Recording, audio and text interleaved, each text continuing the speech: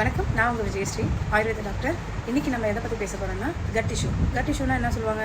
Mostly பிளாட்டிங்காக இருக்கிறது, அசிடிட்டியாக இருக்கிறது, ulcer இருக்கிறது, இன்டைஜஷன் இருக்கிறது, இது எல்லாமே கட் இஷ்யூஸில் வந்துடும். கட் இஷ்யூனா ஆயுர்வேதில் என்ன சொல்லுவீங்க அப்படின்னு நீங்கள் கேட்கலாம். ஆயுர்வேத முறைப்படி அக்னி மந்தம்னு சொல்லுவாங்க. ஸோ அக்னி மந்தம்னா என்னென்னா, நம்ம பேர்லேயே இருக்குது அக்னி மந்தம். அக்னினா நெருப்பு, மந்தம்னா கம்மியாக இருக்கிறது.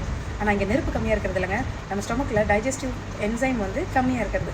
ஸோ அது டைஜஸ்டிவ் என்சைம் வந்து நமக்கு உடம்புல சுரக்கிறது கம்மியாக இருக்கிறதுனால நம்மளால் சாப்பிட்றது செரிக்காமல் இருக்கிறது, பிளாட்டிங் ஆகிறது, இன்டிஜஷன் ஃபார்ம் ஆகிறது, இது எல்லாமே கட் இஷ்யூஸ்.